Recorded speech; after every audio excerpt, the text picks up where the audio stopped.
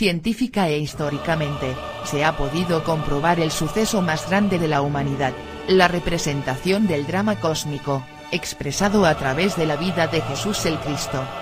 Evento tal, que dio origen al cristianismo. Históricamente se han estudiado muchos de los eventos que rodearon la vida de Jesús, el Salvador. Entonces se hace evidente, que existió un tipo de enseñanza dada a las personas de esa época, que buscaba la reconciliación de la humanidad con su parte espiritual, Dios.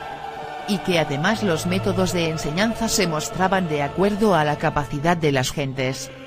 Entonces públicamente se daba una enseñanza, más en forma secreta y reservada, se daba otra.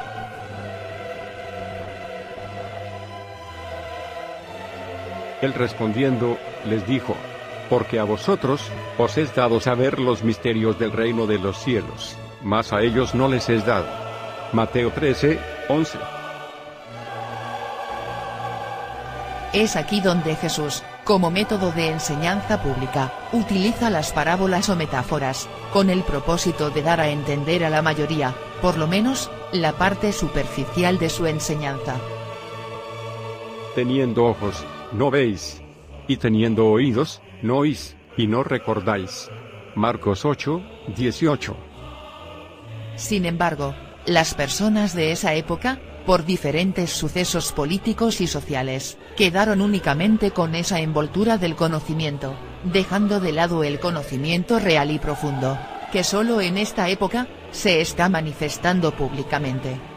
En esencia, las enseñanzas de Jesús se plasmaron metafóricamente, hasta tal punto, que su propia vida, y de la que los seguían, aunque ciertamente sucedieron, representaban en realidad el trabajo espiritual de cada uno, para volver a ser lo que en un principio fuimos, parte de Dios.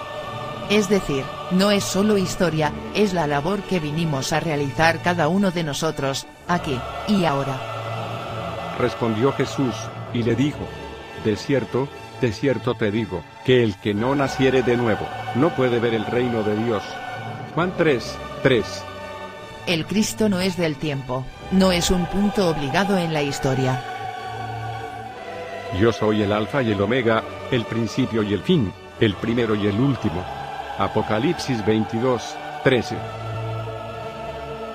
Entonces las enseñanzas de Jesús el Cristo, no son un conocimiento dogmático inquebrantable, sino una experiencia de vida, que debe ser realizada dentro de cada uno, en este instante. Porque, como el cuerpo sin espíritu está muerto, así también la fe sin obras está muerta. Santiago 2:26.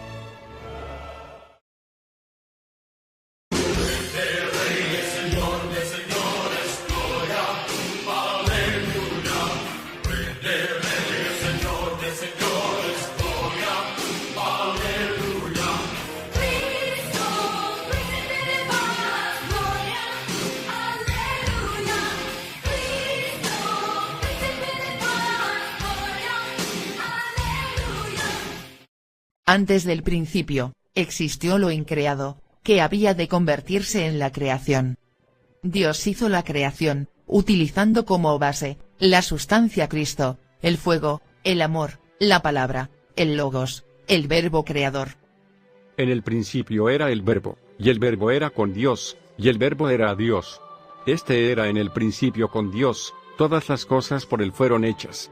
Y sin él, nada de lo que ha sido hecho, fue hecho. Juan 1:1-3. Él es la sustancia que da vida, y organiza todo el caos de la creación. Estaba vestido de una ropa teñida en sangre, y su nombre es, el Verbo de Dios. Apocalipsis 19:13. Todo fue creado por el Verbo. El Verbo tiene poder para crear, y para destruir. Y dijo Dios: sea la luz, y fue la luz. Génesis 1:3. San Pablo confirma el poder y majestad del Hijo, y su relación con la creación. Él es la imagen del Dios invisible, el primogénito de toda creación. Porque en él fueron creadas todas las cosas, las que hay en los cielos y las que hay en la tierra, visibles e invisibles, sean tronos, sean dominios, sean principados, sean potestades. Todo fue creado por medio de Él, y para Él. Colosenses 1, 15-16. Todo fue creado por el Verbo de Dios, la gran palabra, por el sonido de su voz, por la vibración. La vibración es energía, fuego y frecuencia. Y lo que constituye cada objeto es completamente una vibración. Puede evidenciarse esto, en que cuando se consigue la frecuencia o vibración de un objeto, este puede ser destruido o reconstruido por esta vibración. Es el caso de Josué, al derrumbar las murallas de Jericó. O cuando un cantante de ópera, para probar su potencia, encuentra la nota apropiada, utilizando como referencia el punto en el cual una copa de cristal se destruye como respuesta al sonido de su voz. El Padre, Dios, y el Hijo, Cristo, son uno mismo. La sustancia crística está en todo lo creado. Entonces Dios está en todo lo creado, está en cada uno de nosotros. Cristo es esencia y conciencia, no una persona, es la semilla de toda creación. Yo, y el Padre uno somos. Juan 10, 30.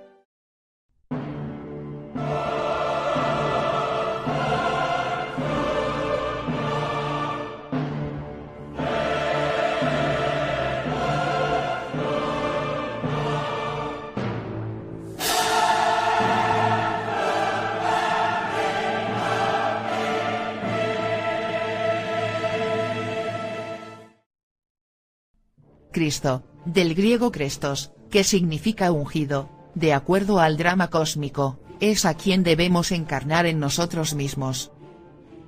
He aquí, yo estoy a la puerta y llamo. Si alguno oye mi voz, y abre la puerta, entraré a él, y cenaré con él, y él conmigo. Apocalipsis 3, 20. Y únicamente es posible realizando la obra, que nos enseña la vida y obra de Jesús. Históricamente, la representación que Jesús realizó, para mostrarnos cómo debe crearse el Cristo íntimo, en el corazón del hombre, nos indica que Cristo en sí mismo no es una persona, sino una fuerza divinal que nos impulsa a reconectarnos con Dios. Entonces, aunque existe un Cristo histórico, en verdad lo que Jesús nos enseñó, es a vivenciar en el presente, en el aquí y ahora, esa fuerza espiritual crística, que nos transforma radicalmente.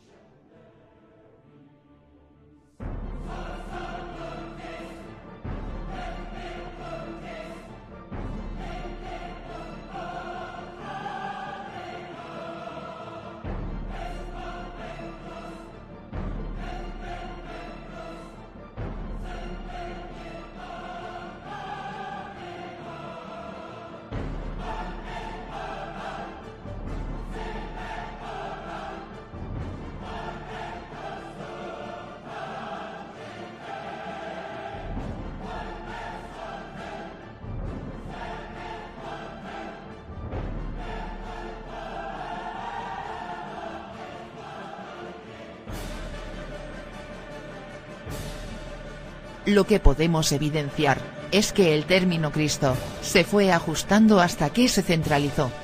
Sin embargo, originalmente, desde que se empezó a utilizar, hacía referencia a quienes que a través de la realización de alguna labor, normalmente de tipo espiritual, se convertían en personas con capacidades superiores a la de los demás. Es decir, el término Cristo, hace referencia a esas capacidades obtenidas, y no a la persona. El término Cristo, no hace parte de una religión en particular. Dios está en nosotros igual que el Cristo, pero el Cristo está en semilla, y necesita ser cultivado. El Cristo es el transformador de mi mundo. Desde el principio en el Génesis, hasta el fin en el Apocalipsis, todas las referencias que se hacen a Jesús, el Cristo, y en general la misma Biblia, muestran sucesos, que debemos ver y comprender dentro de nosotros mismos. Es decir, son de carácter simbólico, no es solo historia, son vivencias de nosotros mismos, aquí, y ahora. El Cristo íntimo es pues, desde cuando nace en nosotros, esa fuerza transformadora, ese fuego vivo, que modifica todo nuestro mundo, eliminando de nosotros mismos todas las causas del error. Causas que nos llevaron a separarnos de nuestro Dios, y que de instante en instante, nos aíslan aún más de Él. Todos estos defectos, yoes o pecados, que han hecho de nuestra vida un caos. En cuanto no nos reconciliemos con nuestro Padre que está en secreto, a través de su Hijo, el Cristo, seguiremos siendo esclavos de nuestra propia naturaleza, la naturaleza del pecado, del ego. Es necesario que Él crezca, pero que yo mengüe. Juan 3:30. Y decía a todos: si alguno quiere venir en pos de mí, niéguese a sí mismo, tome su cruz cada día, y sígame. Lucas 9:23. El Cristo íntimo debe pues nacer en nosotros mismos, a medida de que nos alejamos del pecado, y buscamos el Espíritu, es decir, a medida que eliminamos los errores, pecados, o yoes, que en nuestro interior habitan, y que nos alejan de nuestro Dios interior. Negarnos al deseo, tomar la cruz del matrimonio, y entregarnos por la humanidad, es hacer lo que Jesús hizo, lo que Él nos enseñó. Se hace necesario nacer de nuevo para poder recibir el Cristo en el corazón. Esa es la auténtica Navidad, cuando el Cristo, esa fuerza viva, nace en el corazón del hombre. Respondió Jesús: de cierto te digo, que el que no naciere del agua y del Espíritu, no puede entrar en el reino de Dios. Juan 3:5. Nacer del agua y del Espíritu, se refiere a utilizar sabiamente la energía crística, es decir, la fuerza sexual. Ahora bien, a Abraham fueron hechas las promesas, y a su simiente. No dice, y a las simientes, como si hablase de muchos, sino como de uno. Y a tu simiente, la cual es Cristo. Gálatas 3:16. El Cristo íntimo, al ser una fuerza, también fue encarnado por otros antes de Jesús. Obviamente, todos debemos vivir el drama cósmico dentro de nosotros mismos, esa es nuestra razón de ser, glorificar al Padre a través del Hijo, el Cristo.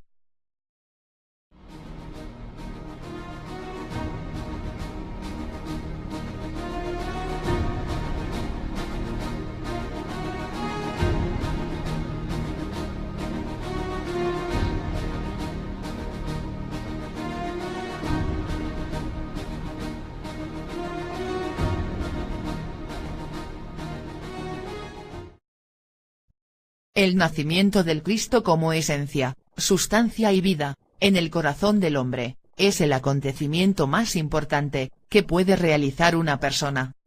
Obtener dentro de sí mismo la Navidad del corazón. Y hubo una voz de los cielos que decía: este es mi Hijo amado, en quien tengo complacencia. Mateo 3:17. El nacimiento del Cristo sucede en un establo rodeado de animales. Es aquí donde se representa, como el Cristo íntimo, debe nacer rodeado por todos nuestros yoes, defectos o pecados. A partir de este momento, el Cristo íntimo, nacido de la Virgen, Madre Divina particular, por obra y gracia del Espíritu Santo, poder de Dios, es el encargado de salvar nuestro mundo. Y lo hace poco a poco, eliminando todos los elementos indeseables. Es así, como Él empieza a destruir las causas mismas del error, la pereza, la codicia, la lujuria, el orgullo, la ira, la gula y la envidia, conocidos formalmente como los 7 pecados capitales. Yo es causa, el monstruo de las 7 cabezas, o las cabezas de legión. También apareció otra señal en el cielo. He aquí un gran dragón escarlata, que tenía 7 cabezas y 10 cuernos. Y en sus cabezas 7 diademas. Apocalipsis 12:3. En las bodas de Canaán, se sucede la enseñanza de la transmutación, la cual consiste en convertir el agua en vino, es decir, utilizando correctamente nuestra energía creadora sexual, la energía crística, convirtiéndola de aguas sucias, a vino espiritual. Trabajando hombre y mujer en matrimonio, cuidando de no perder esa valiosa energía, es decir, sin fornicar. Pero el cuerpo no es para la fornicación, sino para el Señor, y el Señor para el cuerpo. Primera de Corintios 6:13. Huid de la fornicación. Cualquier otro pecado que el hombre cometa, está fuera del cuerpo, mas el que fornica, contra su propio cuerpo peca. Primera de Corintios 6:18. El Cristo es el encargado de sacar los demonios que viven en nuestro interior, y esto está representado, cuando Jesús el Cristo, saca los demonios de María Magdalena. Y algunas mujeres, que habían sido sanadas de espíritus malos y de enfermedades.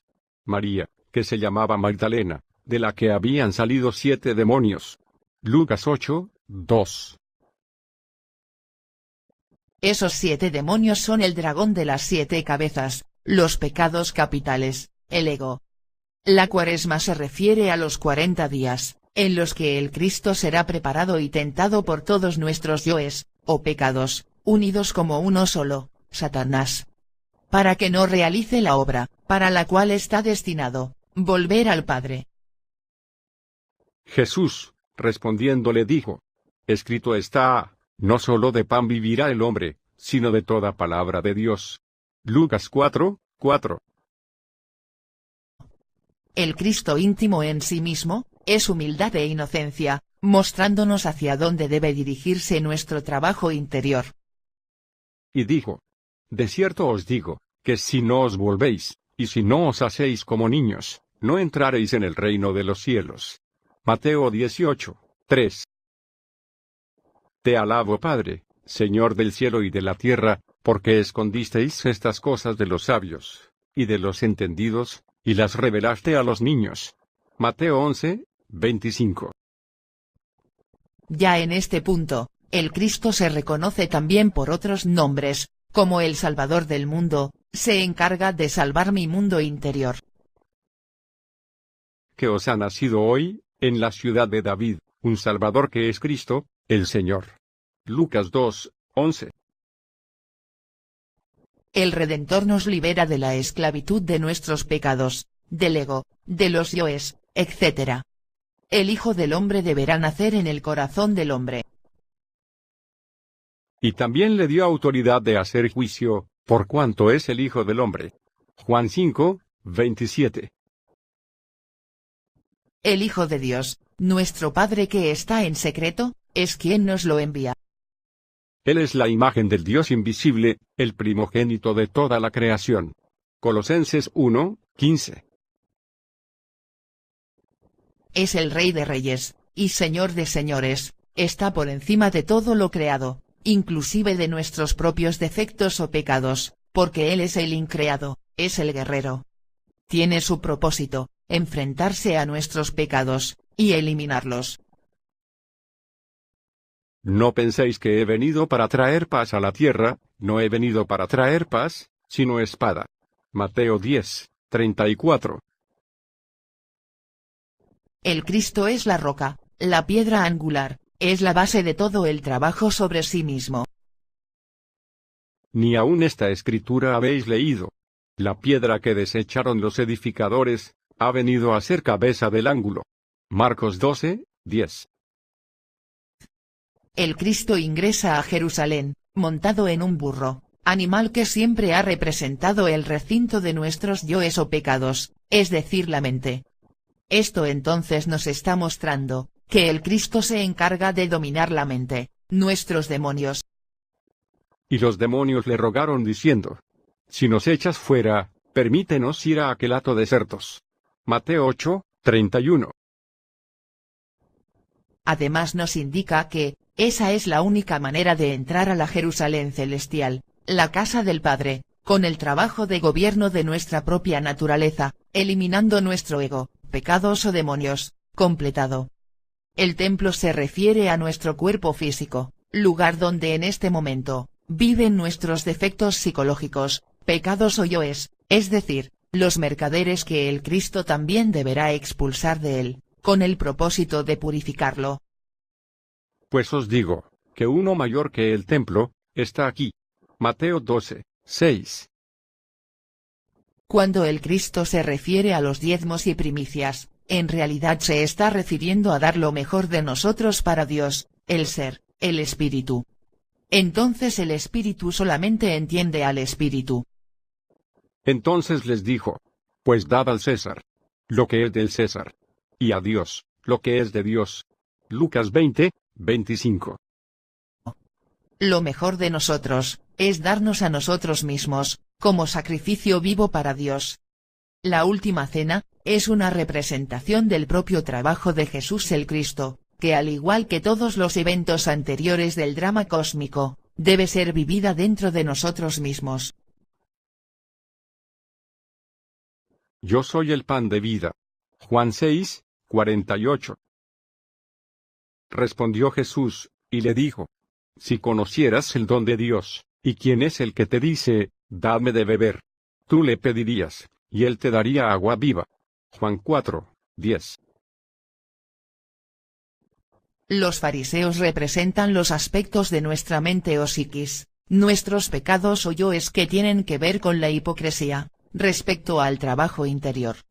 Siempre buscan crucificar al Cristo íntimo, porque se sale de sus parámetros dogmáticos y férreos. La generación mala y adúltera demanda señal.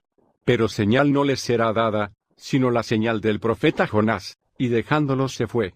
Mateo 16:4. Los saduceos representan la mente materialista, que únicamente acepta lo que captan los 5 sentidos, pero no es capaz de ver realmente la condición espiritual del hombre. Y Jesús les dijo: Mirad, guardaos de la levadura de los fariseos y los saduceos. Mateo 16:6. Caifás, Judas y Pilatos, representan a los 3 traidores del Cristo íntimo. Caifás representa la mala voluntad, pereza, prostituye a las religiones, nunca está dispuesto a permitir la obra del Señor.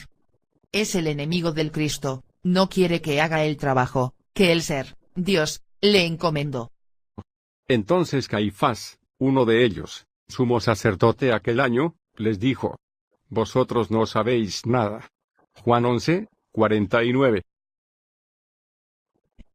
Judas representa el deseo, es el que vende al Cristo de instante en instante, por todos los placeres que el mundo le ofrece, codicia, lujuria, gula. Y entró Satanás en Judas, por sobrenombre Iscariote, el cual era uno del número de los 12. Lucas 22:3. Pilato, representa la mente, y dentro de ella, todas nuestras justificaciones y razones, de por qué no realizar la obra dentro de nosotros mismos. Representa las evasivas, necesidades exageradas, apegos, y apariencias. Y Pilato, queriendo satisfacer al pueblo, les soltó a Barrabás, y entregó a Jesús el Cristo, después de azotarle, para que fuese crucificado. Marcos 15:15. Hay otros defectos que también se encargan de entorpecer el trabajo del Cristo. Los ancianos, que representan en nosotros, todas nuestras experiencias de vida, todas las costumbres, con las cuales evadimos la obra a realizar. Los escribas, son todos nuestros puntos de vista adquiridos intelectualmente, y que no nos dejan pasar a comprobar la realidad del Cristo guerrero, aquí, y ahora. Los sacerdotes, representan nuestras creencias de tipo religioso, y fanatismos que no nos permiten ver al Cristo tal cual es. Las multitudes representan a la multiplicidad de yoes, pecados o agregados psicológicos, que en nuestro interior viven la crucifixión para el Señor de perfección. Mas el herido fue por nuestras rebeliones, molido por nuestros pecados, el castigo de nuestra paz fue sobre él, y por su llaga fuimos nosotros curados. Isaías 53:5. Las 7 palabras mencionadas por Jesús el Cristo, en el camino al monte de la calavera, también son simbólicas. El Cristo es crucificado en medio de 2 ladrones. Donde Él, representa la justicia que debemos hacer en nosotros mismos. Y el ladrón derecho positivo, junto al ladrón izquierdo negativo, es como enjuiciar nuestros defectos o errores, hasta obtener tal justicia o equilibrio. Al que no conoció pecado, por nosotros lo hizo pecado, para que nosotros, fuésemos hechos justicia de Dios en él. Segunda de Corintios 5:21. La resurrección es el momento en el cual nuestro Cristo íntimo se dispone para la ascensión, que es volver a unirnos con nuestro Dios, nuestro ser, nuestro Padre que está en secreto. El cual siendo el resplandor de su gloria, y la imagen misma de su sustancia, y que sustenta todas las cosas con la palabra de su poder, habiendo efectuado la purificación de nuestros pecados, por medio de sí mismo, se sentó a la diestra de la majestad en las alturas. Hebreos 1.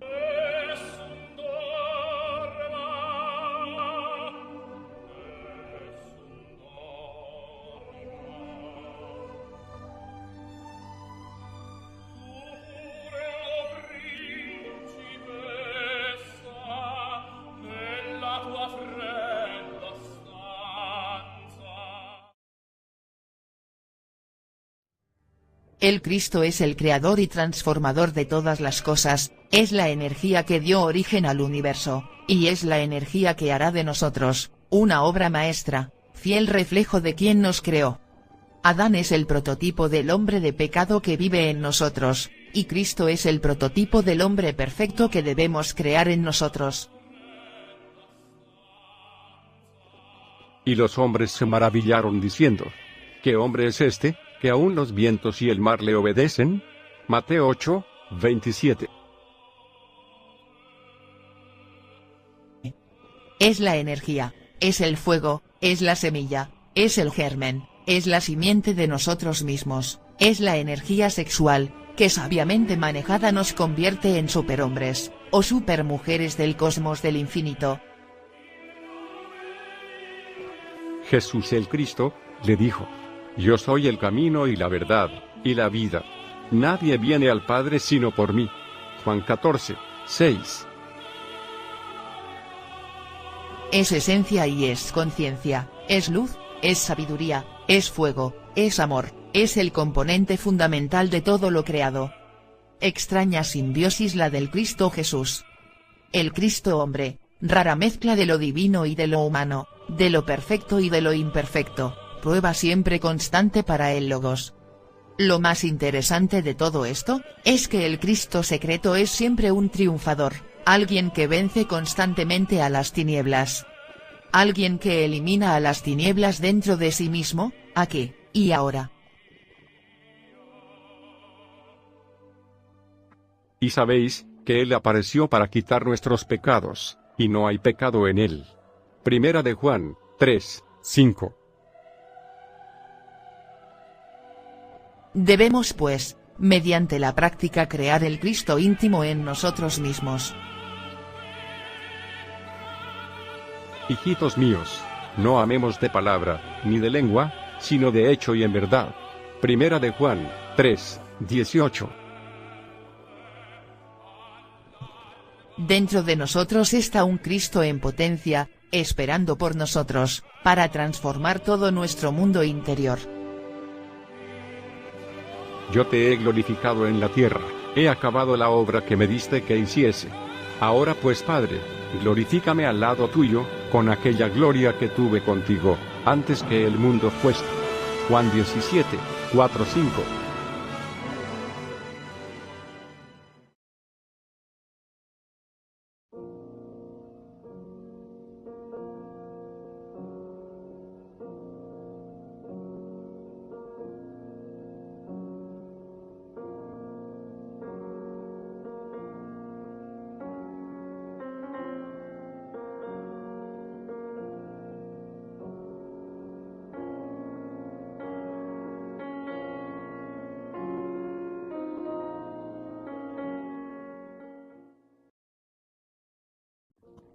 Los tres factores de la revolución de la conciencia, son las tres bases del cristianismo, descritas en Lucas 9:23-27. Y decía a todos: Si alguno quiere venir en pos de mí, niéguese a sí mismo, tome su cruz cada día, y sígame. Porque todo el que quiera salvar su vida, la perderá, y todo el que pierda su vida, por causa de mí, éste la salvará. Pues que aprovecha el hombre, si gana todo el mundo, y se destruye o se pierde a sí mismo? Porque el que se avergonzare de mí y de mis palabras, de éste se avergonzará el Hijo del Hombre, cuando venga en su gloria, y en la del Padre, y de los santos ángeles. Pero os digo en verdad, que hay algunos de los que están aquí, que no gustarán la muerte, hasta que vean el reino de Dios.